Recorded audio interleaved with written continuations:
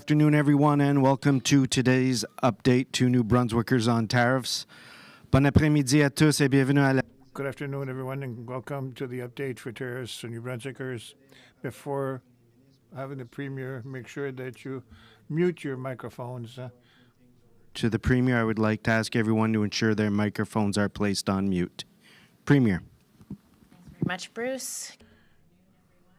I want to start off by talking a little bit about yesterday, because I was really happy to sign with the Province of Ontario and the Premier of Ontario an MOU on tearing down trade barriers between our two provinces for the mutually recognized movement of goods and services, as well as the recognition of people and labor, and the direct-to-consumer alcohol sales piece that we're so thrilled about. We need to knock down interprovincial trade barriers between New Brunswick and the rest of Canada. And yesterday we took a step to doing just that with one of the largest markets in Canada, New Brunswick's second biggest trading partner. So j'étais vraiment heureux de joindre. I was really happy to join Premier Ford yesterday to sign a memorandum of understanding. And it's clear that we need to eliminate trade barriers, interprovincial trade barriers. So this work is a major step forward with this agreement with Ontario. It's a large market of 16 million people, 16 million possible clients for the goods and services in New Brunswick, as well as for our workers and for our alcoholic products. Clear sign of a commitment to working together across Canada. Labor mobility is where New Brunswick is leading. The legislation that we tabled in the House has us recognizing any Canadian credential. The minute that you land in this province, you can get to work. That'll help us move projects forward. It'll help businesses save the time and money that they were taking, waiting for the special trades that they needed or otherwise to be able to do the work here. I hear it from, even yesterday, heard from an esthetician's company that said they have to wait ages to get their certification recognized in New Brunswick. Well, when our legislation passes, they will be able to get to work on day one in New Brunswick, which will let our economy move faster. And we're pleased to see a reciprocal agreement provided with the Province of Ontario for labor. And then, of course, we know that Canadians all over want to enjoy New Brunswick's amazing craft alcohol products, and so we're excited that Ontarians will be able to have that access, and in exchange we'll be able to get some of the unique products that they produce there direct to home here in our province. I want to take a minute to talk about the Atlantic Free Trade Zone, because we are still working hard with our partners in Atlantic Canada to work towards a free trade zone in this province. It's something that I hope to have some more news on soon, because the conversations have been continuing with Premier Houston and Premier Lance and Premier Fury. Nous continuons à travailler. We're continuing to work with our partners in Atlantic Canada to create an Atlantic Free Trade Zone here in Canada, Atlantic Canada. So I hope to have good news for you soon, because conversations with Premier Fury and Lance and Premier Houston are continuing. And so we are good neighbors, and I really anticipate to share that we've opened the barriers between our provinces in the coming days. We're really good neighbors. We do a lot of trade with each other, and I'm looking forward to confirming that those trade barriers are coming down between our provinces in the near future. The one other piece that I wanted to raise specifically is that we have been hearing through the team at Opportunities New Brunswick that a number of their clients have been encountering some challenges at the border, because borders have gotten very focused on assessing compliance with the Canada-US-Mexico agreement with CUSMA. And so businesses have to make sure that they can show that they are CUSMA compliant with clarity and all of the paperwork that involves. So to support the businesses that have found that the rigor that's being applied at the border has meant that there's extra things that they need to do. We've had clients that have been dinged. ONB is here to support.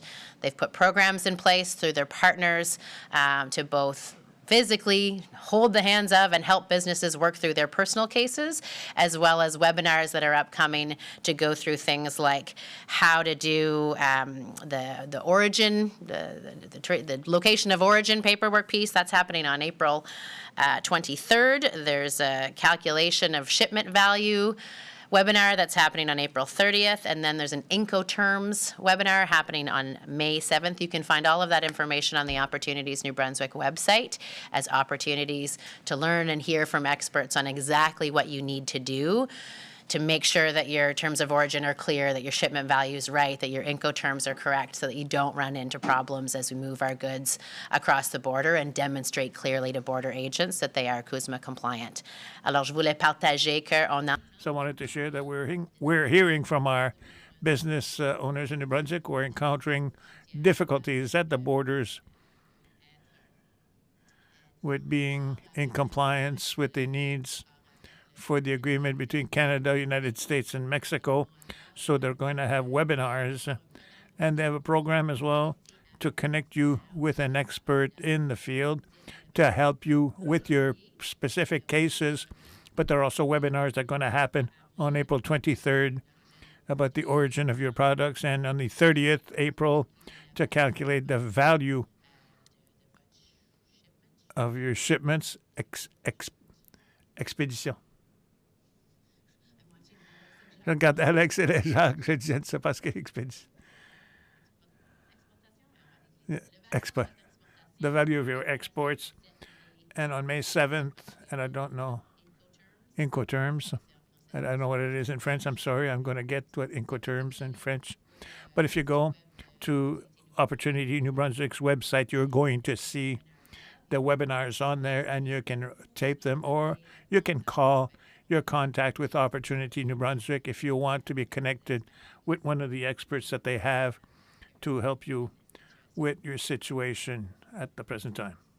That is all the news on tariffs for this week, so happy to take your questions. Okay, thank you very much, Premier. Merci beaucoup. We'll now proceed with questions from members of the media.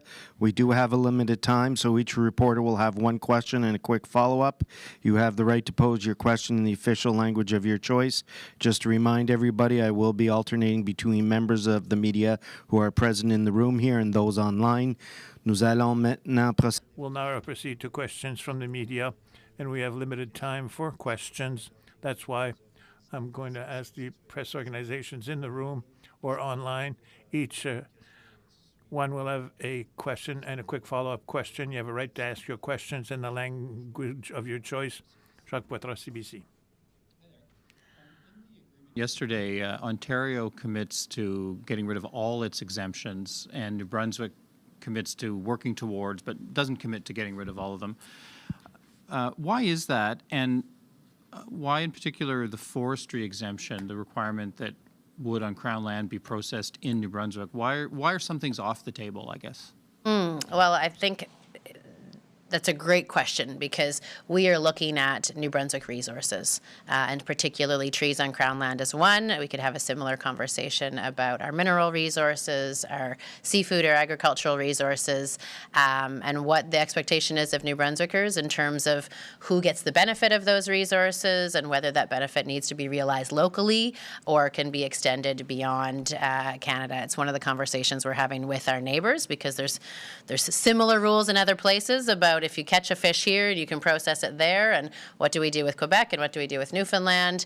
And so we're looking at what would be the impact of opening that up, but we don't have the full picture yet, so we want to make sure we're very careful about New Brunswick's resources and how they are currently protected, and what benefit there might be to gain from getting access to partners in other places, and what risks there are to potentially seeing our wood go elsewhere to be processed. So it's something we're looking at really carefully before we make any permanent decisions about those resource sectors in particular. And the other areas of exemption are with our Crown corporations. So we continue to want to ensure that our Crown Energy, Crown Liquor, Crown Cannabis, that we're continuing to hold on to those, as is Nova Scotia and Ontario and others, right? They're not opening up LCBO or the NSLC or those sorts of things to competition. And so there's some exemptions that remain for most of us, and New Brunswick is looking at wood really carefully because we know how deeply it matters to New Brunswickers.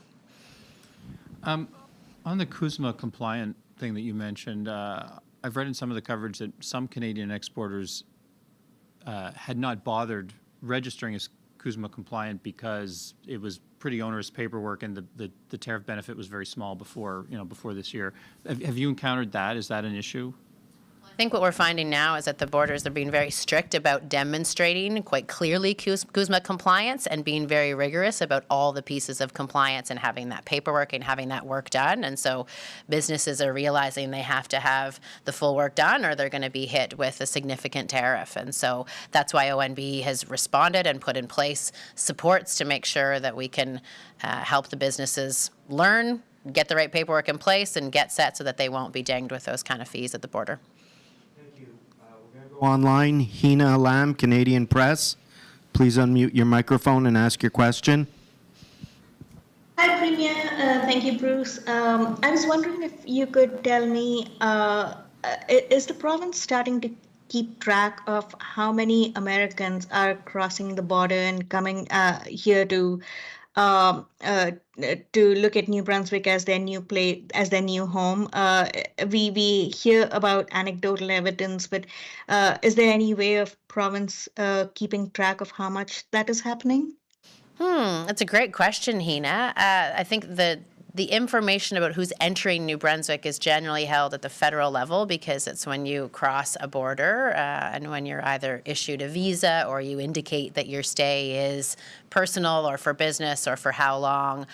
So I think we could access that data if needed, and it would give us the sense of how many folks are coming here to kick our tires and see if they want to stay and how many folks are moving here permanently. Unfortunately, permanent movers generally show up in the tax files at the end of each year. So some of that data, once they've really located here, has a bit of a lag to it. But I appreciate the point that you're getting at is there's certainly a sense that we are seeing an increase in Americans who are coming to New Brunswick and relocating to New Brunswick. And so there's the source that I would go to for that data would be federal in the first instance. Okay, and so I was wondering if we are hearing anecdotal evidence of more and more Americans moving here, but then we also we've just seen recent caps on immigration. We've seen people here in New Brunswick having housing troubles, and we are only just now starting to look at housing. Maybe in a few years we'll see a stability in housing with immigration caps and things like that. So what is the government doing then to ensure that the real estate is not taken up by Americans who come here and it is kept for New Brunswickers? How do you ensure that the resources are first for New Brunswickers or Canadians? It's an interesting question, actually, because I'll link it back to one of the questions that Jacques was asking. It's one of the exemptions in PEI is around their Land Transfer Act and the inability for people outside of PEI to purchase and own land on the island without going through significant hoops. They keep their land reserved for islanders. And there's similar policies that exist in BC as well in terms of foreign ownership of real estate and limits for that. So those tools exist out there that other provinces have used when they've seen an influx to the point that it has had a pretty negative impact on their housing market. And it's something that we've looked at when we were seeing a significant buy-up of multi-unit dwellings by corporations, right? We saw REITs starting to come in and others acquiring real estate assets for the purpose of the financialization of the housing market. And so the team has looked at what are both policy mechanisms and others that can ensure that we have the right mix of housing, both public and nonprofit and cooperative and private, that we have the right policies in place that make sure that the real estate market isn't only being used as a source of profit as opposed to as a source of housing. That's why we put a rent cap policy in place and put it in place as quickly as we could so that it would be effective February 1st. That's why we're looking at property tax reform. We've started down that path already, looking at the categories of property tax and non-owner occupied and commercial properties to make sure that the incentives in the system support affordable, available housing for New Brunswickers. Thank you. Vicky Hogarth, CHCO. Thank you, Bruce. Premier Holt, we're hearing some reports from the Port of Bayside and how some American projects may have been halted due to the Trump administration policy shifts and trade war.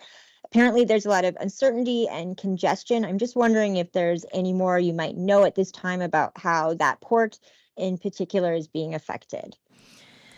Thanks for the question, Vicki. We have heard the same in terms of projects being halted, and that's something that we're experiencing not just at the Port of Bayside, but in a number of other places, both domestic projects where the uncertainty has just meant that investment has paused to wait and see what's going to happen in the future, and American or other investment that has also paused because folks just don't know what the landscape's going to look like tomorrow. But in terms of the backlog that's building up at the Port of Bayside, I don't have more details to share with you. I'll take a note and go back and check with the team to see if there's some active work being done to address some of the challenges that you describe at the Port of Bayside. Quick follow-up, Ms. Hogarth? Yeah, I think it might be Empire One Wind Project in New York might be what is the current issue. I'm just wondering if if the government offers support for potential job loss at these ports as well, if it does become a long-term issue. Yeah, our tariff package of supports includes supports for job loss, and so if that's been an impact that's been experienced at the Port of Bayside, then we have programs and supports through post-secondary education, training, and labor. There was both funds and people set aside to do exactly that, and are ready for those applications should that be the case. Ideally, our goal would be to prevent job loss and to see if there's a way we could support the port through a challenging time with other mechanisms. But if job loss is the ultimate solution, then we do have those supports that are in place right now, ready to go. Thank you. Suzanne Lapointe from Global, please unmute your microphone and ask your question. Hi, have you been in touch with any businesses that have moved or are planning to move their operations out of the province because of the tariffs? I have not talked to businesses that are planning to relocate their operations. I have spoken with businesses that have operations on both sides of the border and are looking at production volumes and what to put where, but I haven't specifically spoken to an organization that has said, I'm going to move or I'm moving to the U.S. out of New Brunswick. Quick follow-up? If that time comes, do you have any incentives that you can offer to try to keep companies from doing this? Because I have heard anecdotally from companies that are considering this.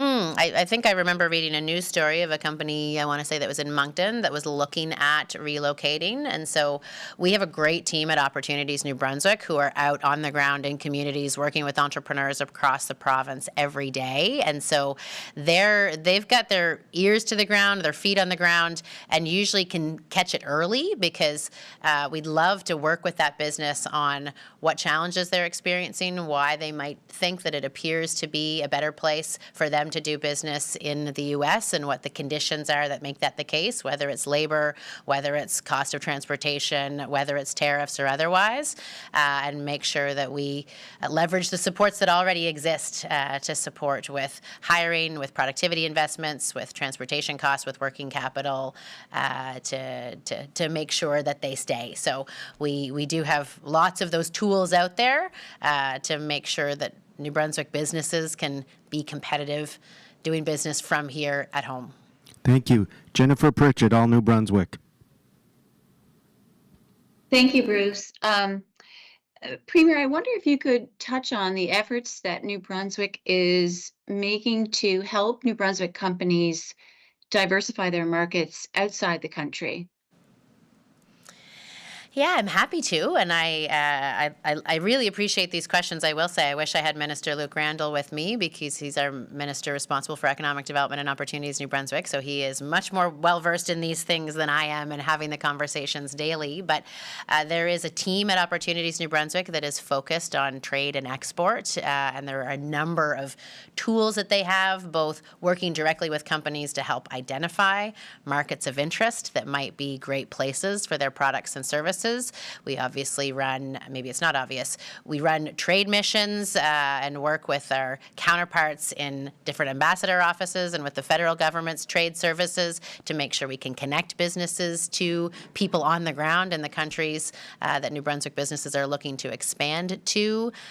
We have information sessions on the details of things like the Canada-Europe Trade Agreement and other trade agreements we've signed in different jurisdictions, as well as other educational services to help folks understand understand what it means to do business in France, where labor laws are really different, or in another country that they might be looking to go to.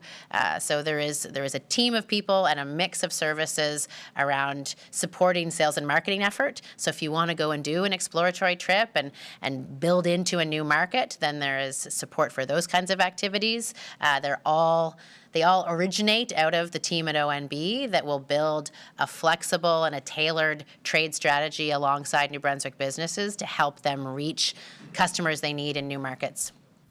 Quick follow-up, Ms. Pritchett? Sure. Is the government doing anything different, though, I guess is what I mean to say, is that are there new programs being developed to help companies access these markets?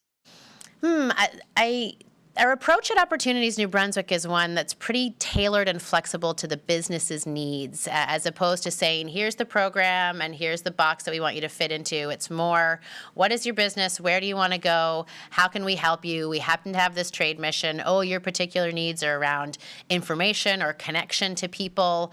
So we tend to work in pretty tailored ways when we build supports for a company that wants to export. We are looking at leveraging some particularly attractive markets. So you're probably aware that New Brunswick does a lot of work as part of the Francophonie and looking at how we treat our Francophonie relationships not just as cultural exchanges, but also as significant opportunities for trade exchange.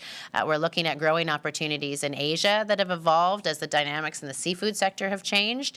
And so while we had some specific Asia programming in the past, we're now looking at how do we get the right groups together that all might share an interest there and build it out collectively with New Brunswick businesses together. But I'm not here to say there's a new program that we've put a new name on that has a new application form. I want to reiterate that businesses are encouraged to connect with Opportunities New Brunswick with their personal support person that can look at their exact needs and their exact ambitions and build something tailored that will help them get the new customers that they need and get their products into that market. Thank you, Ms. Pritchett. Alex Villeneuve, Radio-Canada. Merci. Thank you. To change the subject, I'd like to find out, in this election, we're getting close to the election, can you explain why you encouraged David Miles to run? What did you do in this campaign to help him to get elected? Well, David Miles approached me by expressing that he had an interest in running, and as somebody that I've known since he's been born, like as a friend, a personal friend, and my family's friend, I encouraged him to run. And I'm going to say that I encourage everybody and anybody to run. I'm going to see a lot of people in politics. I like to see a lot of different names on our ballots. So I thought that David was somebody with a lot of intelligence and community spirit, with the abilities that are needed to be an excellent politician and representative for our riding. So I told him that I'm here to give him advice and to continue our friendship. To do anything to help? My husband is helping in the campaign, and I might knock on doors with him on the weekend. I'm not sure yet. On people who are non-housing, Human Council, we talk about 500 people who are in a situation of chronic, for March, more than 60%, with the homeless. So I'd like to know about homelessness in Moncton, what you do this winter. Is there anything that you did to deal with that? So I'm sorry that information is not up in mind. What we did this winter, the team did a lot of work with many communities to help them with places for homeless and funds for community groups that give help on the site.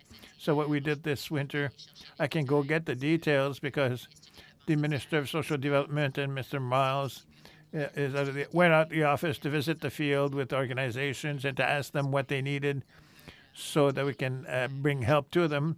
But and at this point, I don't have the specific things that we did this winter with the case of Moncton. Thank you. Nick Morris, CTV. Good afternoon. Looking for my questions about the Atlantic Canada Free Trade Zone. What are some of the hurdles in place right now in terms of getting to that agreement from the other three provinces that you're talking to on this?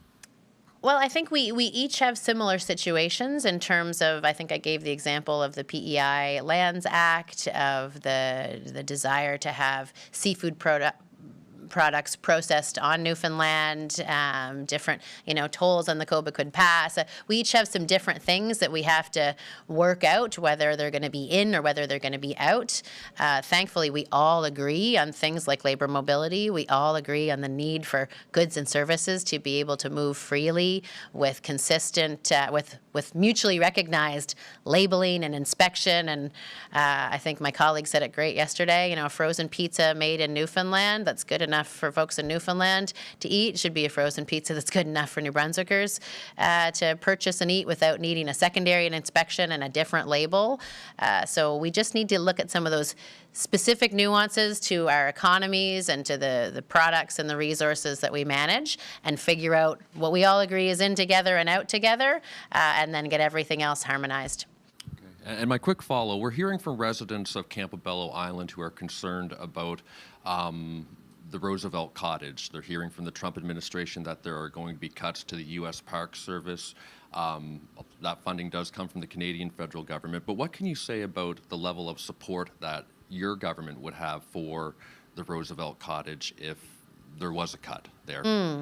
It's a great question, because we have heard those concerns articulated, and I think that they're appropriate concerns. We've seen the U.S. government make significant cuts to a lot of different things, and that's an asset that we have shared as an international treasure. Really, the Roosevelt Cottage represents a lot of history and a big piece of the identity of Campobello, and the reason why folks go there as tourists and take away that it's a really special place. So our government hasn't looked at the question of would we fill the gap if the U.S. pulls their funding. Is the government of New Brunswick or is the government of Canada going to come in and replace all of it? We're hopeful that we can make sure that there's a sustainable path for the management of Roosevelt Cottage, but we haven't gotten down to the dollars and cents of it.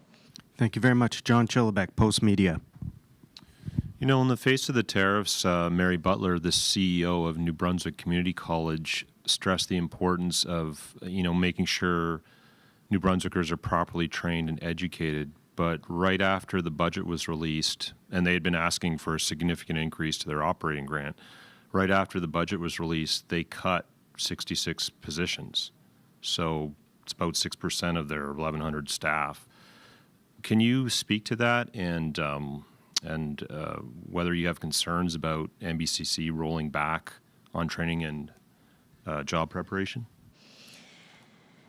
Well, the cuts that NBCC made to their own staff, I think, is something for Mary to speak to. Those are choices that they made, and is within their freedom to make as the New Brunswick Community College.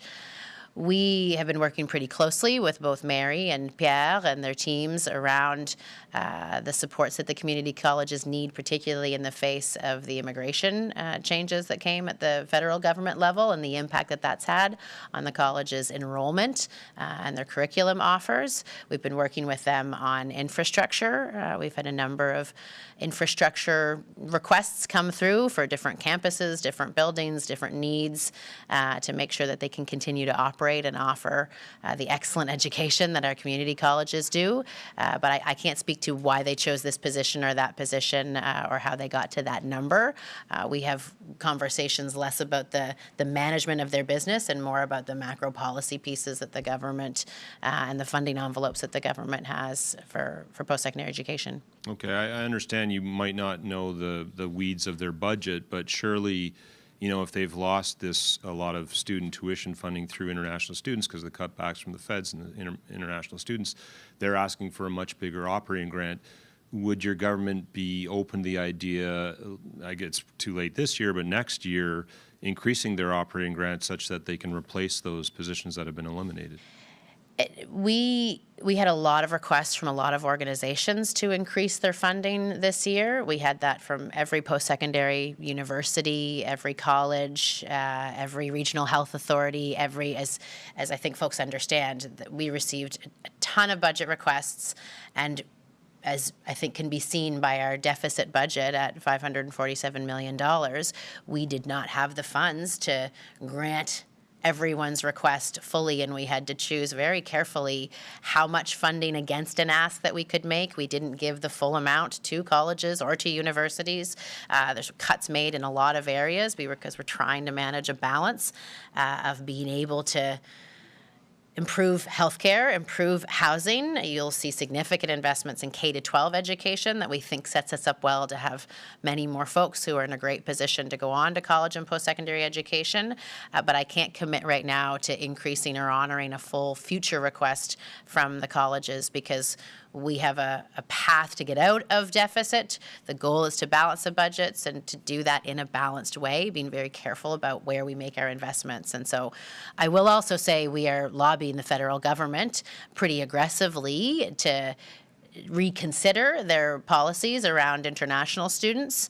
New Brunswick is not one of the places that has degree mills or college mills like you might see in other places. We have excellent post-secondary institutions, and the NBCC is a perfect example of that. We do not use temporary workers to the extent that other provinces do, and yet we've been painted with the same brush and hit with the same harmful policy. So we are working very hard to get those policies reconsidered at the federal level to take some of that pressure off of our colleges. Thank you. Alison McCormick, CBC, please unmute your microphone and ask your question. Thank you, Bruce. Good afternoon, Premier Holt. We've seen national numbers point to a drastic drop in land border crossings to the U.S., 500,000 fewer in February alone compared to last year. Do you have any numbers specific to New Brunswick travelers crossing over to the U.S., just to see how we compare with the rest of the country? I don't have those at my fingertips, but I can request them from our team that looks at the New Brunswick-Maine crossings and tracks volumes there. Have you already put in that request, Ali, or do you want me to get someone to follow up with you? No, not yet. Okay. I don't have this either, but we're seeing a lot of American stories, of course, people in towns mourning the loss of these Canadian travelers. Is the province tracking whether or not that is translating into more people spending their money here this summer?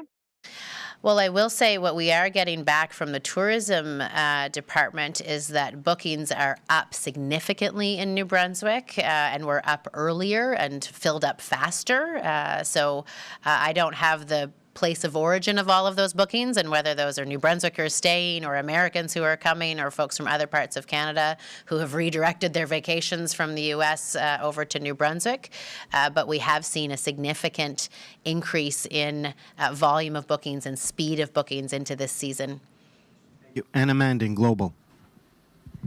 Hi there. What do you want to hear from the leaders tonight at the debate? Oh, gosh.